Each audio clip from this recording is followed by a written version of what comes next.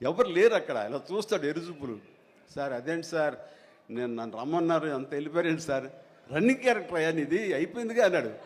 Running character ఇదే sir, cinema అంతా run ఉంటుందేమో అనుకోండి, అంటే త్రౌట్ క్యారెక్టర్ రన్నింగ్ క్యారెక్టర్ అంటాం. అది అనుకున్నాను సార్ అని ఆ చొక్కా రంగు ఏ వేశారో మొహంలో అదే కనిపించింది, ఆ ఎరుపుదనం. ఆయన బహుశా ఆయన మొహం ఎరుపు చేయడం కోసమేమో తెలియదు, ఆ ఎరుపుదనం కోసం ఎర్ర చొక్క వేశారు. అట్లాగా అది మొదలు అక్కడి నుంచి ప్రతిరోజు అతను ఏడిపించడం, మేము సరదాగా రిక్రియేట్ అవ్వడం, మీన్స్ రిక్రియేషన్ అతను మాకు. అలా అయిన తర్వాత షెడ్యూల్ అయిపోయిన తర్వాత నాకు అనిపించిందండి, అది చెప్పాల్సింది, ఇంత టాలెంట్ ఉన్న మనుషులు ఇట్లాగే ఉండిపోతే ఇక్కడే అణగారిపోతారు, ఇక్కడే కనుమరుగైపోతారు. ఇది చెన్నై తీసుకెళ్తే, దెన్ మెడ్రాస్ తీసుకెళ్తే మనతో పాటు ఉంచుకుంటే, మనకున్న పరిచయాలకు అందరితో పరిచయం చేస్తే, ఇలాంటి టాలెంట్ ఇంత కొత్తదనంగా కామెడీ చేస్తూ అలరిస్తుంటే, ఇలాంటి వాళ్ళకి జస్ట్ భుజం చేయూతను అందిస్తే, భుజం కాస్తే కనుక వీళ్ళకి ఎక్కడికో వెళ్ళిపోతారు కదా. ఆ పని ఎందుకు చేయకూడదు, ఎందుకో స్ఫురణకు వచ్చింది. అండ్ జంజాల్ గారు ఇచ్చేవరే, కానీ ఆయనకి లిమిటేషన్స్ ఉంటాయి. బట్ నేను నాకున్న పరిచయాల దృష్ట్యా, బ్రహ్మానందం నువ్వు ఇక్కడి నుంచి ఎక్కడ వెళ్ళాలి అని, ఇంకా అత్రి వెళ్ళిపోతాను సార్, మళ్ళీ లీవ్ అయిపోతున్నాను.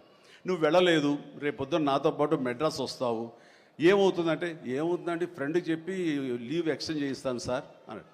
రేపు నాతో పాటు ఫ్లైట్ ఎక్కాను సార్, బట్టలు తెచ్చుకోలేదు సార్, మెడ్రాస్లో దొరుకుతాయిలేవయ్యరా అని నా మేకప్ మ్యాన్ బోర్డింగ్ పాస్ ఇతనికి ఇచ్చేసేసి, ఆ మేకప్ మ్యాన్ వేరే ఫ్లైట్లోనో లేదా వేరే రోజు రమ్మని చెప్పేసి అదే ఫ్లైట్లో నా పక్కన ఎక్కించుకుని నేను తీసుకురావడం. అతను ఫ్లైటు, ఎయిర్పోర్టు ఇవన్నీ కొత్త. సరిగ్గా ఇప్పుడు మీమ్స్లో మొహం పెడతాడు కదండి, ఎరుపు మొహం పెడతాడు కదా, రెడ్ ఫేస్ పెడతాడు కదండి. ఆ రెడ్ ఫేస్ అతనికి త్రోట్ అలా ఫిక్స్ అయిపోయింది, ఆ ఫ్లైట్ ఎక్కడం, ఆ ఎయిర్ హోస్టెస్ చూడటం ఇవన్నీ కలిపి. అండ్ ఆ తర్వాత ఇంటికి తీసుకెళ్ళాను. అసలు ఒక ట్రాన్స్లో ఉన్నాడని నాకు తర్వాత చెప్తాడు.